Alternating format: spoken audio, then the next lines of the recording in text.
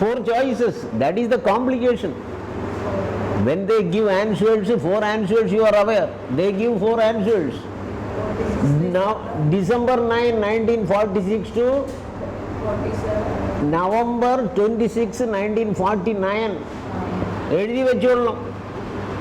ചിലർ ക്ലാസ്സിലൊന്നും എഴുതുന്നില്ല, as if they know everything. അറിയാത്ത പോയിന്റ് വന്നാൽ നോട്ട് ചെയ്ത് വെച്ചോളൂ. ദാറ്റ് ഈസ് സംതിങ് വെരി മടി. Any subject, economics or geography or history, current affairs. The Constituent Assembly worked between December 9, 1946 and November 26, 1949. ആ ദിവസമാണ് ഭരണഘടന സ്വീകരിക്കുന്നത്. ഭരണഘടന സ്വീകരിച്ച ദിവസം ചോദിച്ചാൽ November 26, 1949 by the Constituent Assembly in the name of the people of India. ജനത്തിൻ്റെ പേരിലാണ് ഭരണഘടന സ്വീകരിച്ചത് എന്ന് നടപ്പാക്കി. 26 ജാനുവരി 1950 എന്തുകൊണ്ടാണ് 2 മാസം ഡിലേ ആയത്? പരീക്ഷയ്ക്ക് ചോദിച്ച ക്വസ്റ്റ്യനാണ് ഞാൻ പറയുന്നത്. IAS പരീക്ഷയ്ക്ക് ചോദിച്ചത്. പറഞ്ഞോളൂ. പ്രിയാമ്പിളിന് ഇതിന് ഒരു കണക്ഷനുമില്ല. കോൺസ്റ്റിറ്റ്യൂഷന് 26 നവംബർ 1946 കോൺസ്റ്റിറ്റ്യൂഷൻ അസംബ്ലി അംഗീകരിച്ചു കഴിഞ്ഞു. അടുത്ത ദിവസം നടപ്പാക്കിയാൽ എന്ത് പ്രശ്നം? Why they should wait for 2 months? പറഞ്ഞോളൂ, ആ പോയിന്റ് പറഞ്ഞോളൂ. അതെ, പൂർണ്ണ സ്വരാജ് പറഞ്ഞതുകൊണ്ട് എന്താണ് ഇതിന് നടപ്പാക്കാൻ എന്ത് ബുദ്ധിമുട്ട്? അതായത് കോൺഗ്രസിൻ്റെ സമരം നടന്നുകൊണ്ടുമ്പോൾ Lahore session of the Indian National Congress taking place on December 31, 1929. ലാഹോറിൽ, ഇന്ന് ലാഹോർ പാകിസ്ഥാൻ്റെ ഭാഗമാണ്. അന്ന് Lahore was part of India. Indian National കോൺഗ്രസിൻ്റെ സെഷൻ അവിടെ നടക്കുകയാണ് December 31, 1929. അവിടെ വെച്ച് 3 പ്രമേയങ്ങൾ പാസ്സാക്കി Congress. Number 1, Purna Swaraj or complete independence as the goal of the Congress. ഇവിടെ മോഡേൺ ഇന്ത്യൻ ഹിസ്റ്ററി പഠിപ്പിക്കുന്നുണ്ടല്ലോ. എന്തുകൊണ്ടാണ് കോൺഗ്രസ് പൂർണ്ണ സ്വരാജ് വേണമെന്ന ആവശ്യം ഉന്നയിച്ചത്? Why? British government offered dominion status to India. Indian ഹിസ്റ്ററിയിൽ, മോഡേൺ ഇന്ത്യൻ ഹിസ്റ്ററിയിൽ ക്വസ്റ്റ്യൻ അങ്ങനെ ചോദിക്കാം. ബ്രിട്ടീഷ് ഗവൺമെൻറ് കോൺഗ്രസ് എടുത്ത് പറഞ്ഞു ഡൊമിനിയൻ സ്റ്റാറ്റസ് തരാം. ഡൊമിനിയൻ സ്റ്റാറ്റസ് എന്ന് പറഞ്ഞാൽ എന്താണ്? ബ്രിട്ടീഷ് സാമ്രാജ്യത്തിന് അകത്ത് നിന്നുകൊണ്ട് ഇന്ത്യക്കാർക്ക് സ്വാതന്ത്ര്യം തരാം. മിലിറ്ററിയും ഫോറിൻ പോളിസിയും ബ്രിട്ടീഷുകാർ കൺട്രോൾ ചെയ്യും. അങ്ങനെ പറഞ്ഞപ്പോൾ കോൺഗ്രസ് പറഞ്ഞു no, we want 10% freedom for India. അതാണ് പൂർണ്ണ സ്വരാജ് റെസൊല്യൂഷൻ. സെക്കൻഡ് റെസൊല്യൂഷനിൽ they told that, I mean whether we get independence or not, from the coming year, every January 26 we will celebrate as Independence Day. Third resolution authorizing Gandhiji to carry forward his non-violent salt satyagraha, Dandi March. ഈ സെഷനിലാണ് ആദറൈസ് ചെയ്യുന്നത്. Dandi March എന്ന് തുടങ്ങിയത് March 12, 1930 to April 6, 1930. 1913 നടന്ന salt സത്യാഗ്രഹത്തിന് ഗാന്ധിജിക്ക് permission കൊടുക്കുന്ന പ്രമേയം. അങ്ങനെ 3 പ്രമേയങ്ങൾ Lahore session പാസ്സാക്കി കോൺഗ്രസ്സിൽ. അതിൽ പൂർണ്ണ സ്വരാജാണ് മോർ ഇമ്പോർട്ടൻറ്റ്. പക്ഷെ രണ്ടാമത്തെ പ്രമേയം അനുസരിച്ച്, അപ്പോൾ സിവിൽ സർവീസ് പരീക്ഷയ്ക്ക് ക്വസ്റ്റ്യൻ ചോദിച്ചത്, the constitution assembly passed the constitution on November 26, 1949. Why there was a waiting for implementation. waiting was caused by the memory of the resolution passed by the Lahore session of the Indian National Congress. അതിനെ ഓർമ്മ പുതുക്കാൻ വേണ്ടിയാണ് 2 മാസം നീട്ടിയിട്ട് ഭരണഘടന നടപ്പാക്കിയത്. അപ്പോൾ ഇത് ശരിക്കത് അറിഞ്ഞില്ലെങ്കിൽ ആ ക്വസ്റ്റ്യൻ ആൻസർ ചെയ്യാൻ പറ്റുകയില്ല. 4 ചോയ്സും തരും. നിങ്ങൾ പറഞ്ഞതുപോലെ ഒരു ആസ്പിഷൻ, നല്ല ദിവസം വരട്ടെ എന്ന് കാത്തിരുന്നു. അങ്ങനെ ഒന്നുമല്ല.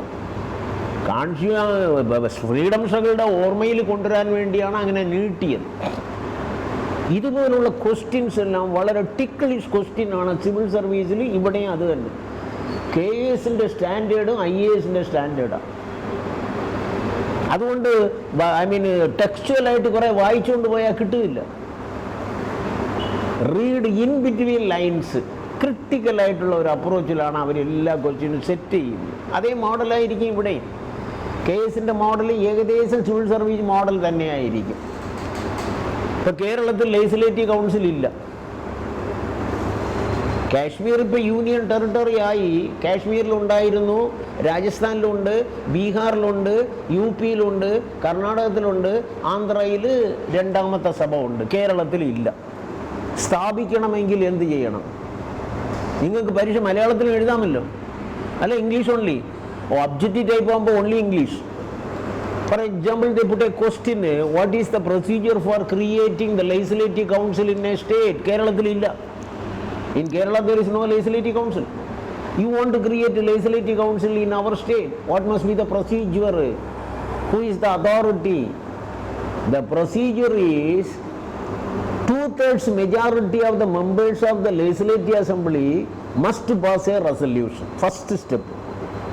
The first step for creating legislative council. ഇവിടെ നമ്മൾ ആവശ്യപ്പെടുന്നില്ല legislative council. നമ്മൾ എന്തെല്ലാമോ ആവശ്യപ്പെടുന്നു, പക്ഷേ legislative council ആവശ്യപ്പെടുന്നില്ല. Why? Because high expenditure ആണ്. MLA-മാർക്ക് ശമ്പളം കൊടുക്കാൻ പൈസ ഇല്ല, റവന്യൂ ഇല്ല. Then how can you pay the money for the legislative council members? Therefore we are not creating legislative council. Create ചെയ്യണമെങ്കിൽ എന്ത് ചെയ്യണം? That is the question they ask. The first step is the concerned legislative assembly pass a resolution for starting a legislative council by a 2/3 majority of the members of the legislative assembly. അതിൻ്റെ അടിസ്ഥാനത്തിൽ on the basis of such a resolution, the Lok Sabha and the Rajya Sabha have to pass a bill to be signed by the president. Then you can create legislative council in our state. രണ്ട് സഭയിലും പാസ്സാക്കണം. Every bill must be passed in both the houses. ഇതപ്പോൾ citizenship amendment act പാസ്സാക്കിയതാര്? ലോക്സഭ, രാജ്യസഭ. രണ്ട് സഭയിലും പാസ്സാക്കിയാലേ നിയമമാവുള്ളൂ. Suppose there is a difference of opinion, what will happen? Lok Sabha പാസ്സാക്കി, Rajya Sabha പാസ്സാക്കുന്നില്ല. Then what is the procedure? A joint sitting. Who will preside over the joint sitting meeting? Speaker of the Lok Sabha. Speaker of the Lok Sabha is the authority to preside over the joint sitting of the two houses if there is a difference of opinion between Lok Sabha and Rajya Sabha. പക്ഷേ money ബില്ലിൽ joint sitting ഇല്ല. Constitution അമെൻമെന്റ് ബില്ലിന് joint sitting ഇല്ല. Joint sitting only for ordinary bills. Parliament പാസ്സാക്കുന്ന ബില്ലുകളിൽ 80% ordinary bills. More than 80% bills are ordinary bills. Money bill there is no joint sitting. Constitution amendment bill no joint sitting. അതും കൂടി ഓർമ്മയിൽ വെച്ചോളൂ. പാർലമെന്റിനെ കുറിച്ച് എന്തായാലും ഒരു ക്വസ്റ്റ്യൻ, 1-2 ക്വസ്റ്റ്യൻ കാണും. പ്രിലിംസിലും കാണും, മെയിൻസിലും കാണും. Anyway, coming back to our idea. അപ്പോൾ അതുകൊണ്ട് as another professor is also dealing which area I have to touch എന്നുള്ളതിന് ഞാൻ ഇന്ന് പീരിയഡിനെ പ്രയോജനപ്പെടുത്താൻ വേണ്ടി I can go for often they ask a question on the Panchayat Raj Act, Nagarpalika Act. 73rd Amendment 1992, adding the 11th schedule to the Constitution. 74th Amendment again 1992, adding the 12th schedule to the Constitution. 11-12 schedule തറവായിട്ട് അറിയാം. 11th schedule, 12th schedule provides for decentralization of power or grassroots democracy in India. ഇന്ത്യയിൽ ഇപ്പോൾ നടപ്പാക്കിക്കൊണ്ടിരിക്കുന്ന ഡെമോക്രസിയുടെ സാധാരണ പേര് parliamentary democracy. Suppose we are put a question, what is the variety of democracy now in India? Parliamentary democracy. ഇപ്പോഴും parliamentary democracy പറഞ്ഞാൽ തെറ്റില്ല, പക്ഷേ ഒന്നുകൂടെ അതിൻ്റെ നോളജ് പറയുമ്പോൾ grass root democracy, taking the power from Delhi to the ordinary people in the villages. ഗ്രാമീണരുടെ കയ്യിൽ അധികാരം എത്തിക്കുന്ന നിയമമാണ് Panchayat Raj Act. And therefore Panchayat Raj Act and Nagarpalika Act are meant for the purpose of decentralisation of power, അധികാര വികേന്ദ്രീകരണം. അതിന് വേറൊരു പേരാണ് grass root democracy, GRASS, grass root democracy. ഇന്ത്യയിൽ ഇപ്പോൾ നടപ്പാക്കിക്കൊണ്ട് അപ്പോൾ 11th schedule was added to the constitution by the 73rd amendment. 12th schedule was added to the constitution by the 74th amendment the same year. അപ്പോൾ 11th schedule 12th schedule purpose ചോദിച്ചാൽ ഇന്ത്യയിൽ decentralisation power ഉറപ്പാക്കാം. ഭരണഘടനയിൽ ഒരു article എടുത്തു പറയാൻ പറഞ്ഞാൽ originally directive principles of state policy, which articles directive principles of state policy? Articles 36 to 51. അതെല്ലാം അങ്ങ് നോട്ട് ചെയ്ത് വെച്ചോണ്ട് 36 to 51. 51ന്റെ പ്രത്യേകത എന്താണ്? What is the peculiarity of article 351? International. It indirectly denotes the India's foreign policy. ഭരണഘടനയിൽ Indian foreign പോളിസിയെ കുറിച്ച് എവിടെങ്ങാനും പറഞ്ഞിട്ടുണ്ടോ? Article 51.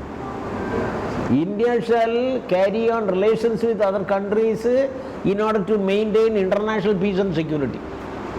International peace and security ഉറപ്പാക്കാൻ ഇന്ത്യ പ്രവർത്തിക്കുമെന്ന് ആർട്ടിക്കിൾ 51 പറയും. ആ ഡയറക്റ്റീവ് പ്രിൻസിപ്പിളാണ്. അപ്പോൾ ഡയറക്റ്റീവ് പ്രിൻസിപ്പിളിൽ ഒരു പ്രൊവിഷൻ പഞ്ചായത്ത് രാജ് ആക്ടിനെ കുറിച്ച് പറയുന്നുണ്ടല്ലോ എന്ന് ചോദിച്ചാൽ article 40. Article 40 of the constitution provides for decentralization of power. അപ്പോൾ ഈ Panchayat Raj Act during the British period Indian panchayats were destroyed by the British rule. Panchayats were there even during the period of the Mauryas. Chandragupta Maurya പാടലിപുത്രയിൽ മൗര്യൻ എംപയറുടെ കിങ്ങായിട്ട് പ്രവർത്തിക്കുമ്പോഴും പഞ്ചായത്ത് രാജ് ഇന്ത്യയിലുണ്ട്. Panchayat Raj was there in the Mauryan period, Gupta period, then Harshavardhana, Delhi sultanate, Mughal empire, British rule, ഇപ്പോഴും. Panchayat Raj India ഈ പുതുമയല്ല.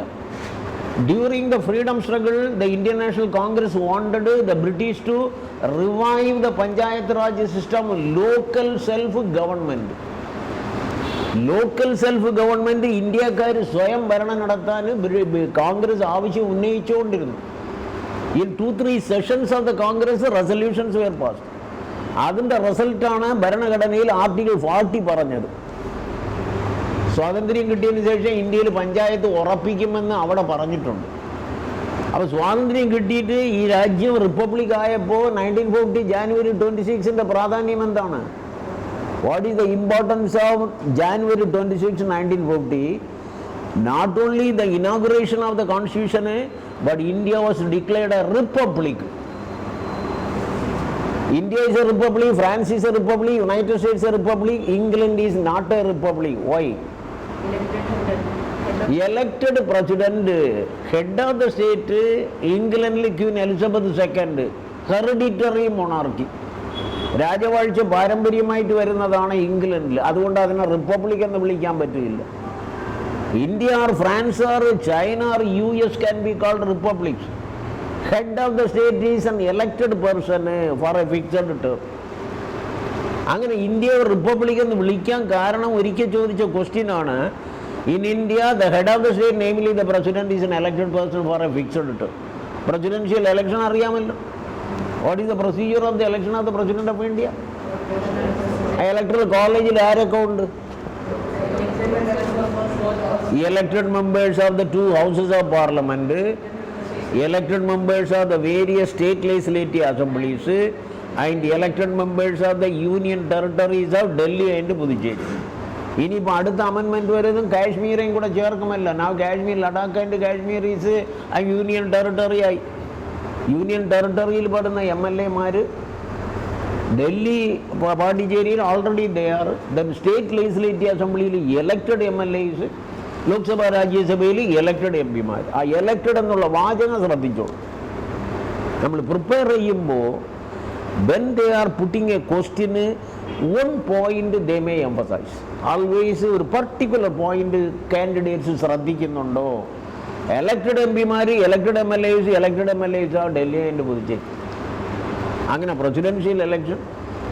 അപ്പം 1951-52 പീരീഡിൽ കേന്ദ്ര സർക്കാർ 3-4 കമ്മിറ്റികളെ വയ്ക്കുന്നു. അപ്പോൾ ഇവിടെ ചോദിച്ച ഒരു ക്വസ്റ്റ്യന്, പഞ്ചായത്ത് രാജ് ആക്ട് നടപ്പാക്കാൻ പാർലമെൻറ്റ് വെച്ച കമ്മിറ്റികളിൽ ഏത് കമ്മിറ്റികളാണ് ഈ രീതിയിൽ പഞ്ചായത്ത് രാജ് നടപ്പാക്കാൻ പാർലമെൻറ്റിനെ പ്രേരിപ്പിച്ചത്?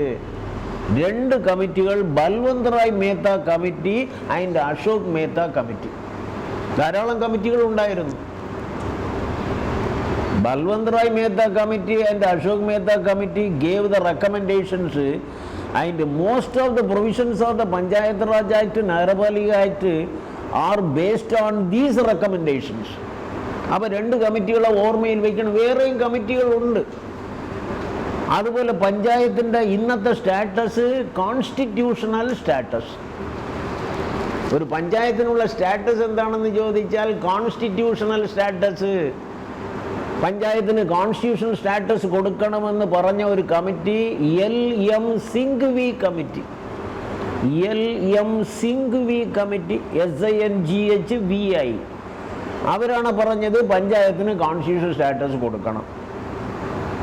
1992 ശേഷം പഞ്ചായത്തിന് കോൺസ്റ്റിറ്റ്യൂഷണൽ സ്റ്റാറ്റസ് ആണ്. അതിൻ്റെ പൊസിഷൻ അതാണ്.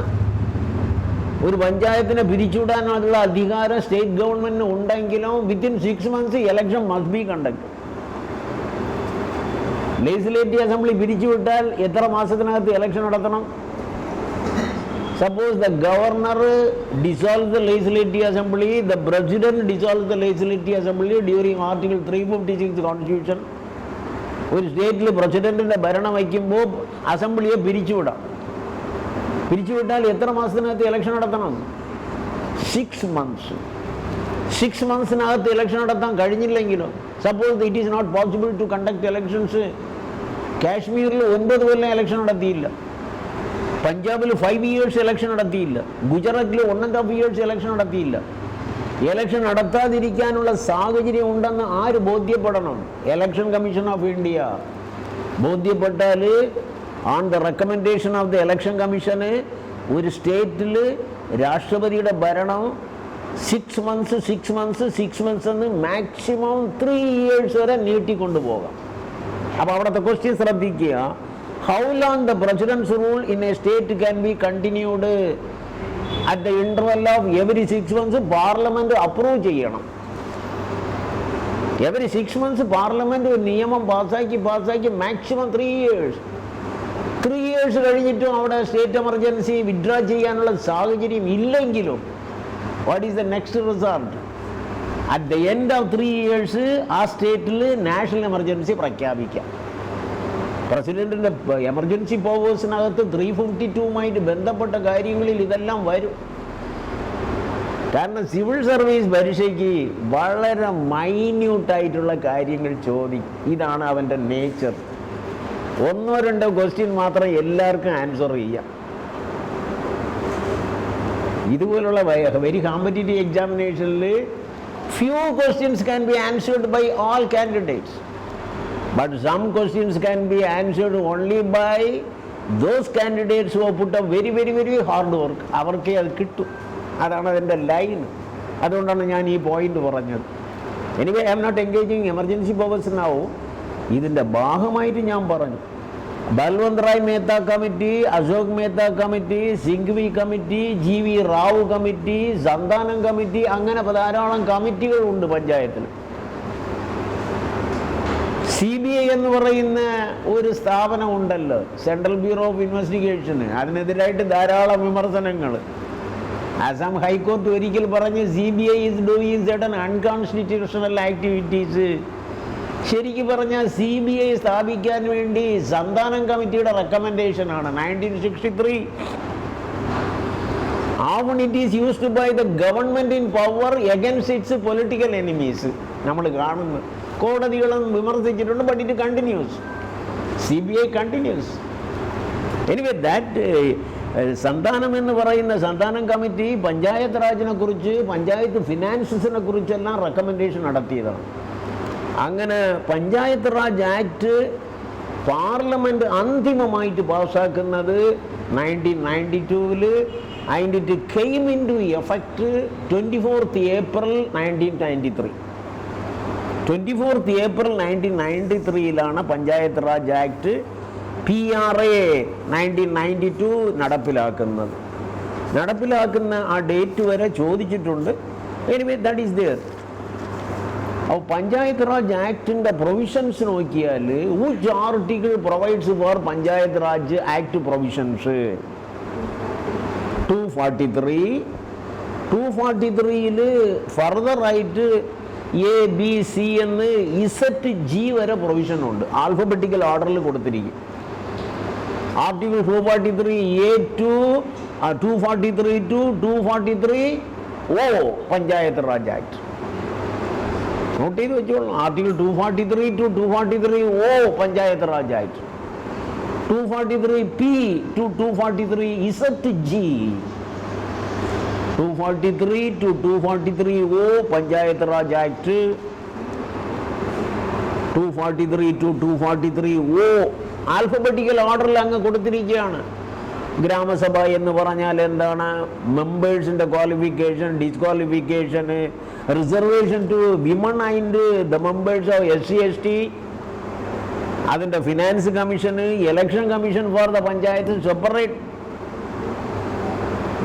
243 to 243O alphabetical order ABCDO വരെ ഉള്ളത് panchayat Raj act. 243P to 243ZG running ആയിട്ടുള്ള ആൽഫബറ്റിക്കൽ ഓർഡർ. Z കഴിഞ്ഞിട്ട് ZA, ZB എന്ന് ZG വരെ ഉള്ളത് നഗരപാലിക ആക്ട്. ഒരു പഞ്ചായത്ത് പ്രവർത്തിക്കാനുള്ള structure, functions, powers and all provisions are included in these articles 243 to 243O. അവിടെയാണ് പഞ്ചായത്ത് രാജ് ആക്ടിൻ്റെ ഏറ്റവും അടിസ്ഥാനമായിട്ടുള്ള യൂണിറ്റാണ് ഗ്രാമസഭ.